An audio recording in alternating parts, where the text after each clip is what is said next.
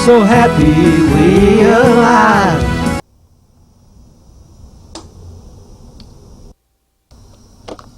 Good evening, and welcome to Louisville Late Night. This evening we're in beautiful San Francisco, California. And the basic message of NORML is stop arresting smokers and give us a legal market, or let us grow our own.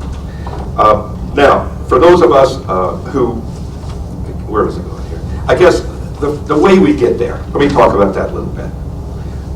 I really think the single biggest step we can take to get from where we are to where we want to be, and we've made enormous progress. I'm going to talk for a minute about public attitudes, and in fact, I think we've largely won the hearts and minds of most of the American people. We haven't figured out how to go that next step and get that political support that should come with it.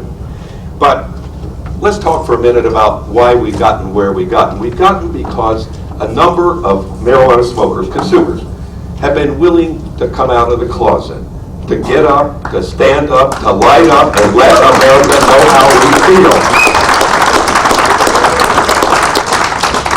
To the extent we continue to remain in the closet and smoke surreptitiously, I'm not sure we can ever get the political goals we want. It's not that I think we need to blow smoke in the public space, but there are some solid reasons why, until we come out of the closet, we can't win our rights.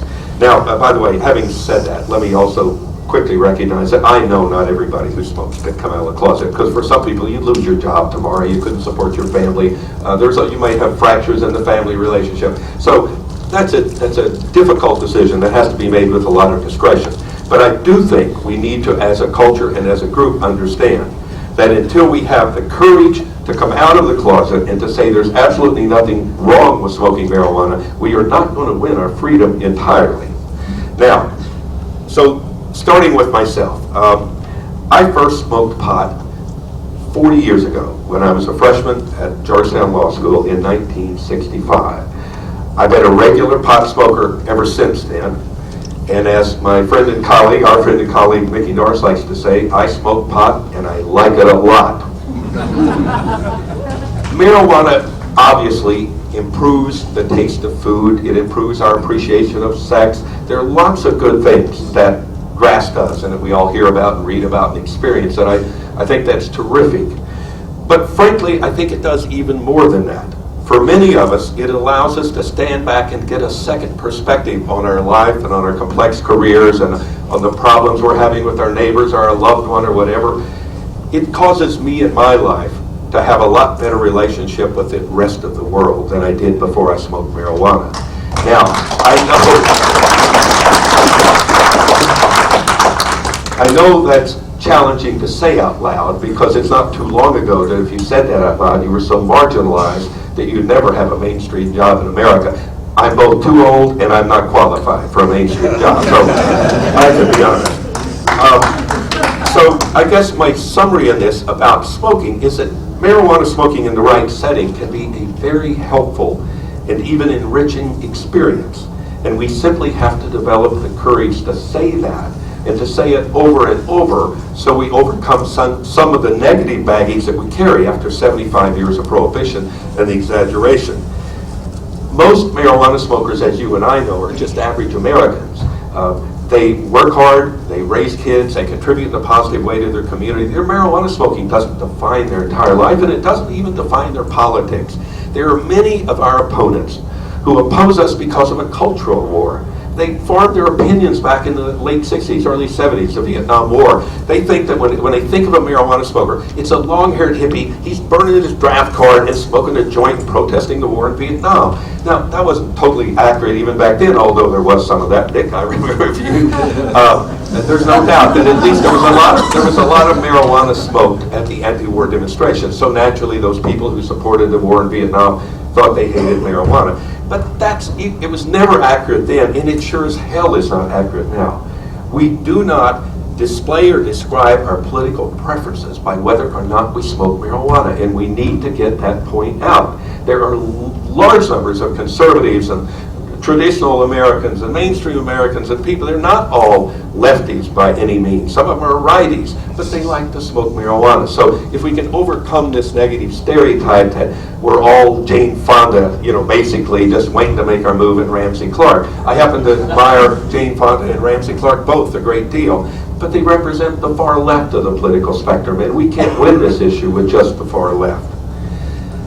So, just in my mind, the comparison is always inevitable, is as gays and lesbians did not in large numbers win their rights until large numbers of gay and lesbian Americans were willing to come out of the closet and take whatever heat that meant, whether they lost their job or had no relationship with their family or weren't respected by their neighbors or had to put up with hostility from homophobes. Until they did that, they didn't win their freedom largely, and I know there's still more to go in this country, and I know the gay and lesbian community will be the first to say that, but my goodness, when we started Normal 35 years ago, I think this issue and the gay issue were almost at the same place. We were both disliked. They thought we were radical, maybe we were unpatriotic, and what I see is the gay and lesbian issue has maybe made 80 or 90% of the gains they needed to make to win their freedom, and we're on about 15% or something, and that's when we occasionally get to visit San Francisco or Vancouver. Otherwise, we're lower than that.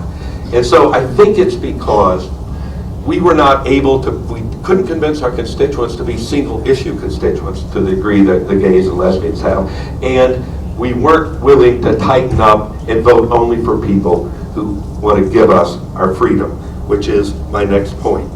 As long as we stay in the closet, the other thing is, we first reinforce the idea there's something wrong with smoking, otherwise why do you have to stay in the closet? It's sort of self-effectuating myth. You're in the closet because there's something wrong? No, we're in the closet because if we came out of the closet, we'd lose our job, we'd lose our student loans, God only knows, our parents wouldn't speak to us or whatever.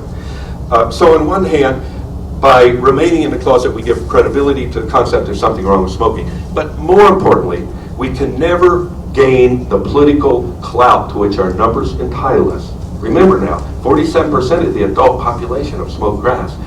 6 million in the last year. 15 million are considered regular smokers. That means at least in the last 30 days. Folks, we have some political clout, but they have to see us. We are invisible when we are in the closet. Largely invisible. Yeah, they know there are few people smoke marijuana in their district, but I hear from elected members, and I know some of you do too, they're kind of sympathetic up close, but they don't think anybody in their district smokes marijuana. Well, Christ, people smoke marijuana in every district in America, but we've learned to do it surreptitiously. So we have to figure out a way to get enough of us out of the closet, and the rest of us can articulate the position so that our elected officials understand that the marijuana culture is a culture that's serious, we're here to stay, we're big numbers, and we can even swing elections in some cases.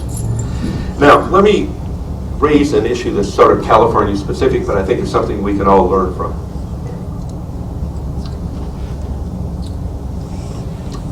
Excuse me, I'm nervous, just give me a moment. In California, the model, Ethan again, his speech I thought talked in a nice way about the model that you Californians have given us about the distribution of marijuana without maybe even realizing what you were doing. You know, it's a gray market. The Prop 215 didn't exactly say you could have buyers clubs, right? But somehow they grew up and they sprung up and you all fought and some got taken down. But somehow we have a model of distribution here where they have choices, they have different prices. It's like a retail store. It's like America and every other damn thing but marijuana.